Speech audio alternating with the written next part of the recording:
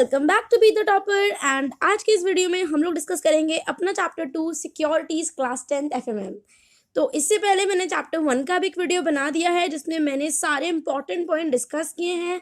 And मुझे जितना लगता है गाइस, देखो अगर आपका पेपर जो चैप्टर 1 में जितने भी मैंने इंपॉर्टेंट पॉइंट्स आपको बता दिए ना, आपका 80 to 90% पेपर उसी पार्ट में से आएगा। बाकी अगर कुछ आ जाता है तो उसके लिए जैसे एमसीक्यू आपको और अच्छे से उसी चीज़ को दोबारा पढ़ लेना है, अच्छे से रिवाइज कर लेना है उसको। बट मैंने आपको एक एक इंपॉर्टेंट पॉइंट जितना भी हो सकता था, फुल फॉर्म हो सकता था, वो सारे मैंने आपको उस चैप्टर के बता दिए। अगर आपने वो नहीं देखा तो एक बार देख लेना। इस तरीके से चैप्टर 2, 3, 4, 5 मैं पूरी कोशिश करूंगी बनाऊं। और अभी हम लोग डिस्कस करेंगे अपने चैप्टर 2 को। तो गाइज देखो, यहाँ पर हम लोग डिस्कस करने जा रहे हैं। और अगर आप ये सारा कुछ पढ़ना पहली बार शुरू कर रहे हो तो इस वीडियो को छोड़ दो, एक्सप्लेनेशन की वीडियोस पर जाओ। एक्सप्लेनेशन की वीडियो ऑलरेडी आप चैनल पे हैं, उसको देखो, उसी के बाद आपको ये चीज़ें समझ में आएंगी। इस वीडियो में मैं आपको चीज़ें समझाऊंगी नहीं, मैं आपको बस ये बता रही हूँ कि क्या क्या चीज़ें आपके एग्जाम के पॉइंट ऑफ व्यू से इंपॉर्टेंट है। तो सबसे पहले टॉपिक में हमारे पास क्या है, what is meant by securities. Security से आप क्या समझते हो, तो यहाँ से आपको क्या क्वेश्चन पूछा जा सकता है। सबसे पहले जो वर्ड सिक्योरिटी है उसका डेफिनेशन आपको एक एक्ट में दिया जाता है, और वो कौन सा एक्ट है, securities contracts regulation act SCRA 1956। इसको अच्छे से याद कर लो, securities contracts regulation act SCRA 1956। इसके अंदर कुछ कुछ इंस्ट्रूमेंट आते हैं जिसको हम लोग सिक्योरिटीज बोलते हैं, like share, bonds, scrips, stocks and other marketable securities हो गए, गवर्नमेंट सिक्योरिटीज हो गए, डेरिवेटिव्स ऑफ सिक्योरिटीज हो गए, units of collective investment scheme जिसको हम लोग म्यूचुअल फंड भी कह सकते हैं, and interest and rights in securities, security receipt, और कोई भी एनी अदर इंस्ट्रूमेंट जो कि सेंट्रल गवर्नमेंट कहे कि वो सिक्योरिटीज मानी जा सकती है, तभी वो सिक्योरिटी मानी जाएगी। ओके, तो इस टॉपिक में आपको क्या याद करना है, ये जो SCRA का फुल फॉर्म है ये याद करना है। ये याद करना है कि भाई कौन कौन सी चीज़ें सिक्योरिटी में आ सकती हैं। हो सकता है आपको ये कुछ ऑप्शन दे दिया जाए। सबसे पहला पॉइंट, SCRA का फुल फॉर्म याद कर लो, उसका डेट याद कर लो कि वो 1956 में। उसके बाद आपको बताना होना चाहिए कि कौन कौन से चीज़ें सिक्योरिटीज़ के अंडर आती हैं। तो इसको याद कर लो ताकि अगर ऑप्शन में आपको पूछा जाए तो you will be able to answer the question. अब हम आएंगे अपने सिक्योरिटीज मार्केट के फंक्शन पे। सिक्योरिटीज मार्केट का फंक्शन देखो, एक ऐसा प्लेस होता है, क्या होता है, प्लेस होता है जहाँ पे बायर एंड सेलर आते हैं, ट्रांजैक्शन करते हैं वगैरह वगैरह। तो ये हो गया। यहाँ पर आपसे पूछा जा सकता है कि सिक्योरिटी यहाँ पे हो सकता है कोई फिलअप आ जाए, है ना, बायर्स एंड सेलर्स में। तो इस तरीके से आप इसको चीज़ को देख लो। अब हम आएंगे कि ऐसी कौन कौन सी सिक्योरिटीज़ हैं जिसके अंदर लोगों को इन्वेस्ट करना चाहिए, कर सकते हैं। शेयर्स होते हैं सबसे पहले, गवर्नमेंट सिक्योरिटीज़ होती हैं, डेरिवेटिव प्रोडक्ट्स होते हैं, यूनिट्स ऑफ म्यूचुअल फंड होते हैं। तो शेयर हो गया, गवर्नमेंट सिक्योरिटीज़ हो गया, डेरिवेटिव प्रोडक्ट्स हो गया, and units of mutual fund.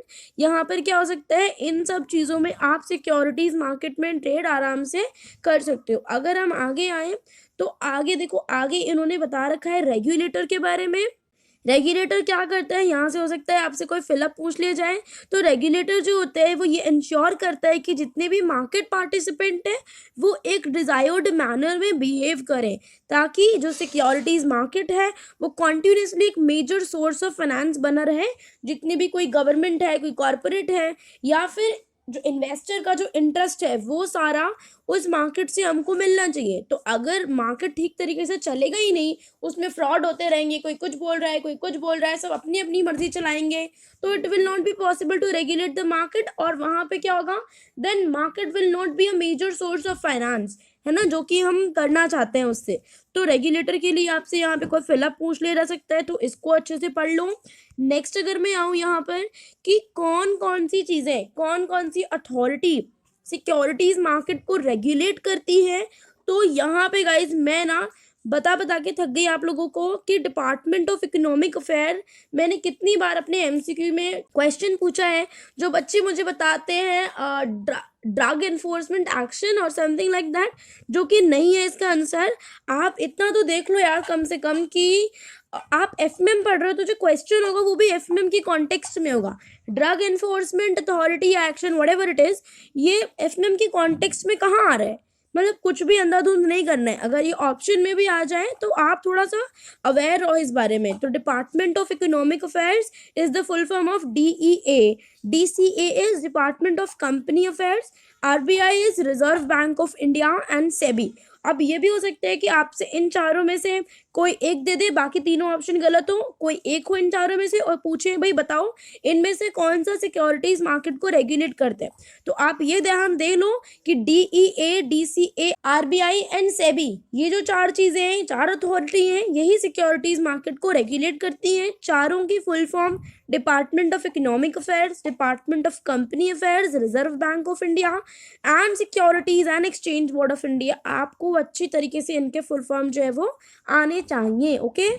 और अगर आगे हम लोग बात करें what is SEBI and what is its role, तो सेबी क्या है और सेबी का रोल क्या होता है। तो यहाँ पे सबसे पहले सेबी का फुल फॉर्म याद कर लो, securities and exchange board of India. ठीक है। उसके बाद आपको दूसरी बात ये पता होनी चाहिए कि जो सेबी है, SEBI is the regulatory authority in India. जितने भी मार्केट हैं, जो भी एक्सचेंज है, उन सबको रेगुलेट करने वाली एक रेगुलेटरी अथॉरिटी है SEBI, securities and exchange board of India, जो कि एस्टेब्लिश हुई है under section 3 of the SEBI act 1992। SEBI कैसे एस्टेब्लिश हुई है, वो सेबी एक्ट 1992 सेक्शन 3 के अंडर उसका एस्टेब्लिशमेंट हुआ है। आपको ये बात भी पता होनी चाहिए। फिर आ जाते हैं सेबी के कुछ स्टैट्यूटरी पावर्स होते हैं, जो कि हमको 3 दिए गए। और आई थिंक मैंने क्लास 10 का जो CBSE का सैम्पल पेपर डिस्कस किया है, उस वीडियो में आई थिंक ये क्वेश्चन आपके पेपर में है। अगर आपने वो सैम्पल पेपर का वीडियो नहीं देखा है ना, तो इसको एक बार देख लेना, वहाँ पर ये वाला क्वेश्चन था, या फिर कहीं और मैंने डिस्कस किया है, बट किया है, मैंने देखा है ये क्वेश्चन कि यहाँ पर एक क्वेश्चन है कि सेबी के पावर्स में से कुछ आपको कुछ गलती थी और वही उसका इनकरेक्ट ऑप्शन बताना था, तो वही उसका आंसर था। तो पहले आपको इनकरेक्ट आप कैसे बताओगे, जब तक आपको करेक्ट ही नहीं बताओगे तब तक आप नहीं बता पाओगे। तो सबसे पहले हम लोग करेक्ट ऑप्शंस को देखेंगे। तो करेक्ट ऑप्शन जो कि सेबी के स्टैट्यूटरी पावर्स हैं उसको देखते हैं। Protecting the interest of investors in security. जो सेबी होती है उसका क्या काम होता है कि इन्वेस्टर्स का जो इंटरेस्ट है उसको प्रोटेक्ट करना है सिक्योरिटीज मार्केट में, सिक्योरिटीज मार्केट के डेवलपमेंट को प्रमोट करना है। सबसे पहले इन्वेस्टर्स का जो इन्वेस्टर के इंटरेस्ट को प्रोटेक्ट करना है, दूसरी बात डेवलपमेंट को प्रमोट करना है कि सिक्योरिटीज मार्केट में डेवलपमेंट होता रहे, और तीसरा सबसे इंपॉर्टेंट पॉइंट कि सिक्योरिटीज मार्केट को रेगुलेट करना है। सिक्योरिटीज मार्केट को रेगुलेट करना इज वेरी वेरी इंपॉर्टेंट। ठीक है। अब इन पर्टिकुलर अगर उसकी पावर्स देखें तो अभी जो हमने पावर पढ़ी है ये है स्टैट्यूटरी पावर, जो लीगल पावर है। अब कुछ पर्टिकुलर ऐसी कुछ नॉर्मल सी भी पावर होती है उसके पास। कौन कौन सी होती है कि वो स्टॉक एक्सचेंजेस में जितना भी बिजनेस हो रहा होता है उस सबको रेगुलेट करता है। ठीक है। जितने भी स्टॉक ब्रोकर, जितने भी सब ब्रोकर हैं, उन सबको रजिस्टर करने का काम, उन सबको रेगुलेट करने की पावर भी किसके पास होती है, सेबी के पास होती है। सेल्फ रेगुलेटरी ऑर्गेनाइजेशंस जो होती हैं उन सबको भी प्रमोट सेबी करता है एंड उन सबको रेगुलेट भी सेबी ही करता है। Prohibiting fraudulent and unfair trade practices.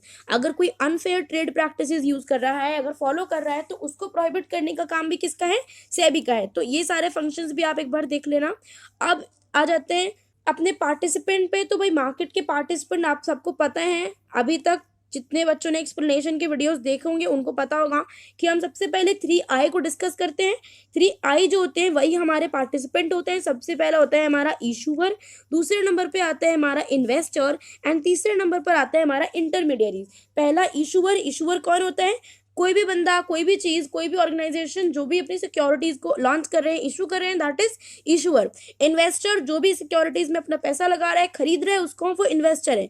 Intermediary कौन है, इशूअर और इन्वेस्टर के बीच में आने वाला जो बंदा होता है, बीच में आने वाला इन द सेंस कि इन दोनों को जो मिलवाता है वो होता है इंटरमीडियरी। अब एक और बड़ा सवाल है यहाँ पे, जो क्वेश्चन है वो ये है कि आपसे पूछ लिया जाएगा कि बताओ इनमें से कौन सा इंटरमीडियरी है या नहीं है। ठीक है।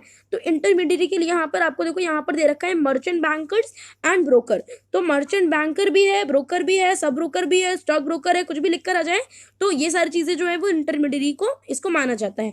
ठीक है।